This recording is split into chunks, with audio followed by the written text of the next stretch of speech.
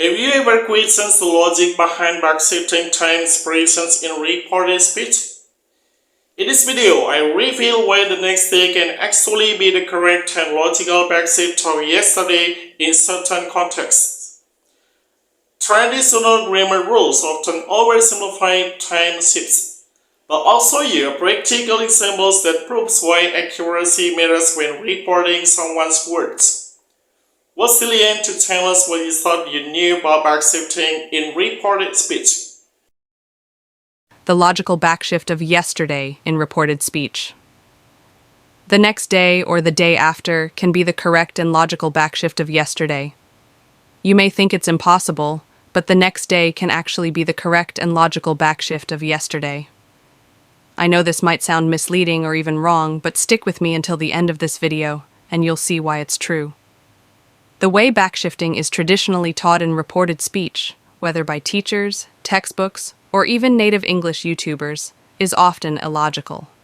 Why? Because a time expression's backshift should always match the actual timeline of the original statement, regardless of when it's reported. For example, today backshifts to that day.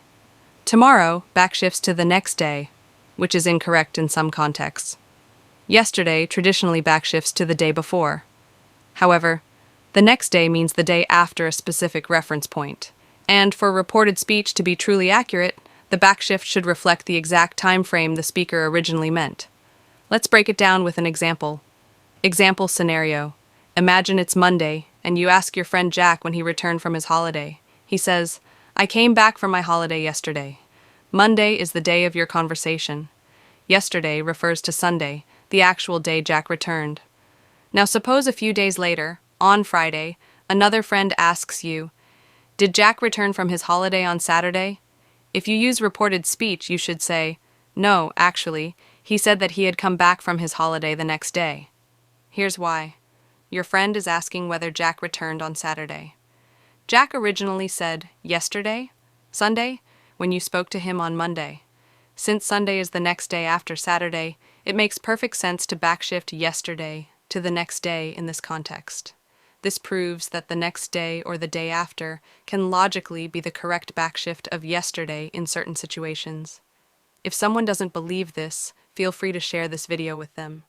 Try it out yourself and see how it works. Final takeaway: grammar rules should make sense, not just be memorized. As you've seen, the next day can be the logical and correct backshift of yesterday when reporting speech days later. The key is to ensure the reported time reflects the actual timeline. So next time you use reported speech, think beyond rigid rules. Consider the real meaning behind the time expression.